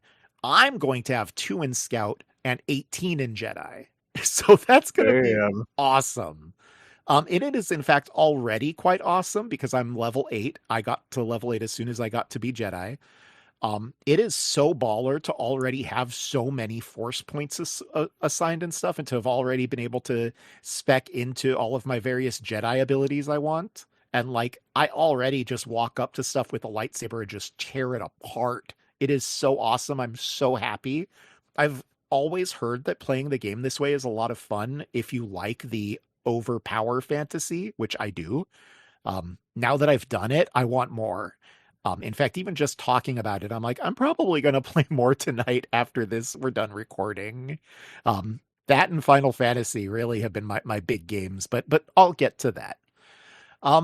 What about you? What else have you been playing? Well, speaking of Final Fantasy, my personal life has been a little hectic lately, so I have been enjoying my favorite gaming comfort food, which is the critically acclaimed MMORPG Final Fantasy XIV. We had just talked about the FanFest announcements, and so I think, I had been logging in to, mostly do my retainers and, maybe queue up for PvP, but I hadn't really been playing for like a couple of months, like 2 months or so, maybe. That being said, since our last recording, they did drop patch 7.5, I did the new dungeon, which was pretty cool. I did the new trial, which was pretty cool. The dungeon's actually tougher for me, LOL. I have many thoughts, all of which are spoilerific, about how some of the story threads, they had said that it was going to set up the 8.0 content, and I have some major thoughts and wonderings about that I am not even going to say off air because I don't believe you have wrapped up that MSQ yet. What I will say though is that I also did the third Alliance raid in the I almost said the Evil series. That was back in Stormblood. The Vanadiel series, which is Windurst the Third Walk. I realized after recording last episode that I said, "Oh, I'm looking forward to the Sandoria raid." That was the second one, which has been out. So I meant to say Windurst. It's very enjoyable. There's a certain mechanic that one of the fights have that I really enjoy. I don't want to spoil it for people who like to experience these things and be surprised by mechanics. So I enjoyed it a lot. I think it was a good raid series. I'm trying to gradually progress through the PvP series pass. I did not finish it last time, and I'm not trying to fall into FOMO. That's my one of my gaming resolutions for this year. But the fact that I am playing regularly and most nights a week, I'm going in to do my frontline roulette. And the fact that 7.5 is going to last a little bit longer means I'm confident I will finish that pass, no problem. And, they've been really good about, thankfully, not putting that stuff on the cash shop.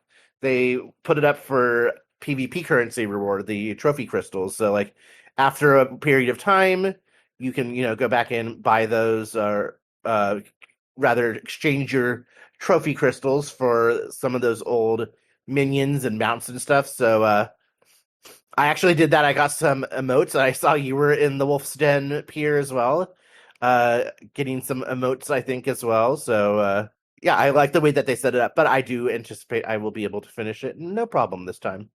What about you? I have also been playing Final Fantasy 14, and I had to do everything I could not to like talk over you or like be additive while you were talking, just because that's not how we do this specific segment. And there are reasons for that. Um, that having been said, I came back to 14 in a big way after the not live letter stuff, the FanFest stuff that we talked about last week or last episode. When it was going on, we recorded the episode, FanFest was still going on. And so I was in like the heat of that excitement. That excitement has persisted. I have been playing every day. I've been doing dailies. I've been doing cosmic exploration. I actually finished the newest planet, Oases, on minor. I got the vast majority of the rewards already. I believe I have all the mounts, but I still might need like a mine or a minion and one of the orchestrions or something. I'm largely done with botany. I just have to finish my last level up. Then I have to do Fisher. So, I'm having a good time. I've started progress on the next Phantom Weapon grind, but it is a grind, so I'm not like pushing it hard. I'm just letting it happen as I do stuff. And that approach is going pretty well so far. I have been doing my PvP dailies and having so much fun doing PvP. The actual changes, so like where people don't lose battle high now, it ends up making for like really high power matches, and the end game ends up being really thrilling in my experience. I'm actually getting my leveling closer to done, which is really fascinating to me. I have like 4 more classes to level, and then I'll be done with experience for the expansion. Oh, wow. That's not ever been a project for me. I do dailies and I do level things like just because I'm goal oriented, as I've noted many times, and because I like getting the tokens to trade in for, materia and other turn-ins to then trade in for, on the auction house or whatever. The knock-on effect is though I only have a couple more classes to level. So yeah, wow, it's been really surprising as I've started ticking them off, and I'll probably tick off Pictomancer pretty quick too. So I've been working on the 7.4 MSQ mostly. And now I just like the last cutscene quest to turn in on that. And I'm going to probably do that tonight. And then I'll get to the current MSQ patch stuff in the next couple of days. So you'll be able to talk to me about your spoilers pretty soon. I am really excited to see this content and see this story stuff, though. I will say the 7.4 stuff has had me on the edge of my seat at times, and I've been really into it. I really enjoyed doing the Doom Train trial. Yes. Right? So good. Yeah, just good times all around. I'm having a blast with Final Fantasy. I'm glad for the time I took away, but I'm glad I'm back. Glad Did to you have play you back. anything? Did you play anything else, or do I roll into my last? Go ahead and roll and roll and roll and. All right, well then, this would be Vampire Crawlers. I still cannot really put it down. It is gonna be in the GOTY discussion for the show for sure. That having been said, I have finished all of the official unlocks. So until they add more content, I am technically done. Though there is also kind of a small handful of like non-official unlocks that I haven't seen yet. So like poking away at that little side stuff, but to the best of the community's awareness, it's all just Easter egg stuff, not official unlock ticky box stuff. I have really, really enjoyed the late/post game of Vampire Crawlers. You get to start modifying the individual rarities of the various modification gems that the gameplay hinges upon. And so once you unlock that mechanic at basically the end game, it really changes the whole approach to how the game functions. And in a very positive way, because the whole point of this game is to put, player control of your deck in player hands. So the more control you have over that, and the more of the randomness you can control and even lock out over time, the more you're going to get your desired outcome. I'm having a real blast, and now that I have set up this like rarity combination where I'm like always getting the cards I need and always getting the gems I need, I'm really excited for them now to put out like super hard modes so that I can challenge and test my meta builds, so to speak. So yeah, just really exciting stuff, and very much the kind of stuff I like to sink my teeth into. Nice. Thank you. And with that, I believe it is time for our exit lude. Slaggy, would you like to get us going? Yeah. So we love your feedback. We love your subscriptions, ratings, and reviews. If you want to follow us on the social medias, you can find us on Blue Sky at gamebuoy.org with an actual dot. At gamebuoy.org with an actual dot. On Mastodon at gamebuoy at mstdn.games. On Mastodon at gamebuoy at mstdn.games. And you can email us at gamebuoy.org at gmail.com with the .org spelled DOTORG. Gamebuoy.org at gmail.com with the .org spelled DOTORG. And if you hadn't figured it out at this point, our home base is gamebuoy.org. Gamebuoy.org. Where we post all episodes and their show notes, all the way dating back to the year 2012, a simpler time. And please let us know if there's anywhere else that we should be putting Game Buoy. The podcasting landscape has changed a lot in the last couple of years, so we'd love to know where you'd like us to go. All right, with that having been said, I'd like to start shouting out to our friends of Buoy. If you're friends with Buoy, then you're friends with me. If you're down with Buoy, then you're down with me. As ever and always, I'd like to point you firstly in the direction of OLR 2DX. Where every geek has a voice, our friends and inspirations, please join us in looking forward to the new Orange Lounge Radio 2DX Odyssey. I'd also like to point you in the direction of Aftermath. In their own words, Aftermath is an independent, worker-owned website about video games, other media, and internet culture. In my words, they're the audience-supported, hint hint, site that many of our faves have landed at. We cite them all the damn time, and we strongly encourage you to check them out, as well as support them if you like what they do. I'd be remiss not to mention Game Mechanics, where they kick the tires and run diagnostics on tabletop experiences. Hosts Logan Jenkins and friend of the show Greg Leatherman have been playing games for decades and have designed and released several games themselves. Please check them out. I'm also a big fan of Walloping Web Snappers, a Spider-Man podcast. Doug and Derek dive into every Spider-Man cartoon ever made, from the swingin' 60s through the rockin' 90s to Spectacular Ultimate and beyond. And last, but definitely not least, unless we're talking about individual episode runtimes, I suppose, we've got Neo Geo Go, where Aaron and Andre take on the Neo Geo library chronologically and quickly. I have to tell you, I'm a big fan of the Neo Geo. I'm a big fan of quick shows. I'm a big fan of what Neo Geo Go is doing. That having been said, I'm a big fan of all of the shows we mention. Slaggy, who would you like to mention?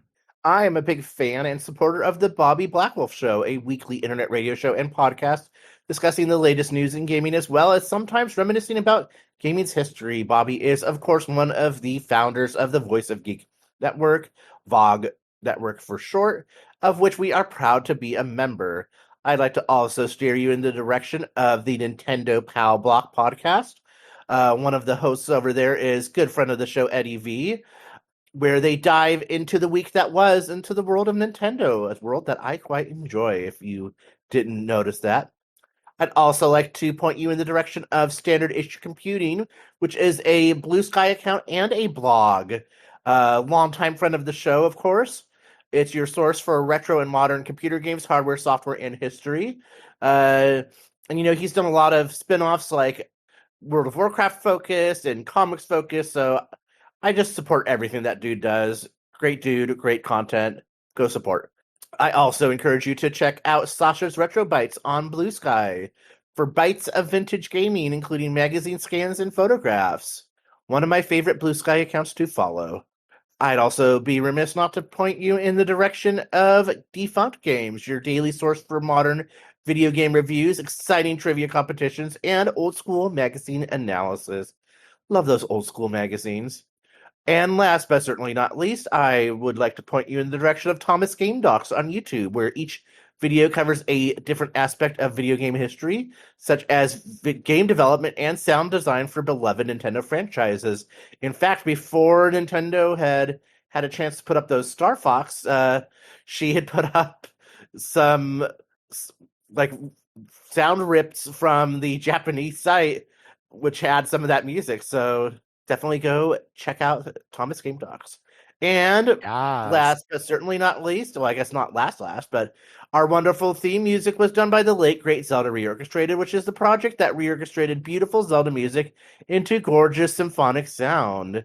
A symphony of the goddess, you could say. That was a Zelda thing, right? Well, Yes. thankfully, you don't have to pour a 40 into the Great Fairy Fountain, because the legend continues in the form of ZREO Second Quest, which you can go check out and show your support today at zreosq.com. It's quite lovely. And speaking of lovely, my final shout out, as everyone always, is to my hot robot boyfriend, Craig, who is our robotic recording engineer. Without him, Game Buoy would not be possible in the modern era. So definitely check out Craig and his evil twin, Geark, if you're nasty, for your disco recording needs. Did you say disco recording needs? No, I said Discord recording needs. Oh, well, in the coming days, we're cooking up something for Mother's Day, which in fact is today. Happy Mother's Day, all you mothers out there. Oh, mothers. Stay tuned. Please. Oh, look and there's a forward to that. B-side. There's a B-side coming up, as we mentioned, right? Yeah, we will also, in the coming days, have a discussion topic to go alongside this episode. We will be talking about Pokopia, our experiences with the game, our thoughts on the story, and our hopes for the future. So and please, which Pokemon are our husbands? I have 2 of them. So please look forward to that. But until then, keep gaming, Keep gaming. keep thinking, Keep thinking. stay safe, Stay safe. stay strong, Stay strong. and I want to take the ultimate step. Find the courage to be bold, Pokemon. to risk it all, and not forget. The lessons that I hold.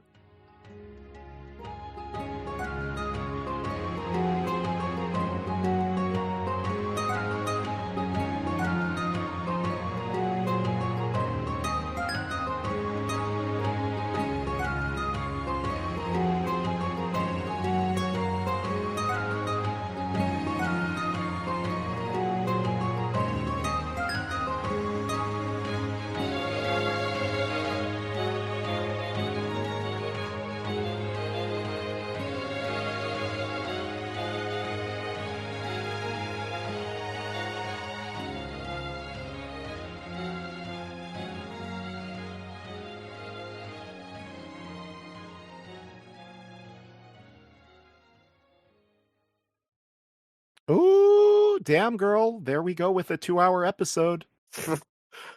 That just means that if this had been one episode, that it would have been 4. Well, that is true. Okay, that is true. However, I am happy to have a 2-hour episode in the books. Indeed. It is true that the B-side will probably be another 90 minutes, so it's more like a 3.5 hour, but I don't also have to edit it all in one sitting, so this is still nicer. Yep. All right. Well, I'm going to get this wrapped up. I'm going to get the recording files dealt with and stuff, but otherwise, I think that came out hell of clean. It's going to be a super easy edit. I think we had good energy. Oh, good. I mean, let me restate. I think your energy has been slightly low, but I still think it was a good episode. Rude, bitch. I've told you I'm sick. I know. That's why I didn't say anything. And I initially said we had great energy. But then when you were like, we did, with like a question mark, I'm like, well, if you're going to make me be fully full, shit. No, I said we did. I said we did, period. Okay. I thought you said we did, question mark. Then let me just say, yeah, bitch, we did. And then that's a celebratory statement. We did? Yeah, bitch, we did. Did we? Yeah, bitch, we did. I'm glad the Craigs are still recording. I'll probably use some of that. Yeah. And in fact, that is actually a pretty good example of the good energy we have. I think this is going to edit into a good episode. I am delighted because everything, all of my goals attained. Very happy. Oh, good. Oh, good. Now recording. Happy Father's Day. Ah, it's Mother's Day, you nasty slut. Not for me. You're about to be mommy. Oh, good. All right. That sounds good. Oh, how are you feeling today? I'm okay. Okay, good. Well, make sure you stay nice and hydrated. Yeah. Take care of yourself and stuff. I had like an airborne drink pouch thing so that my throat wouldn't be all gross. So I don't expect it should. Yeah, I don't expect it should impact the quality of the show. Only my flatulence. Hi, Minnie. Welcome to the Game Movie Not Overfitting in a Podcast. The president of the conference gave me this video that we were doing, but so we should be. Right. Oh, good. I added the link in. Oh my God, you added Abe Lincoln? Yeah, first gay president. That's a toot, hunty. Oh, good. So we have Oh, good. For some reason, my Google Docs reloaded. That's probably why it shows an anonymous tiger. Oh, good.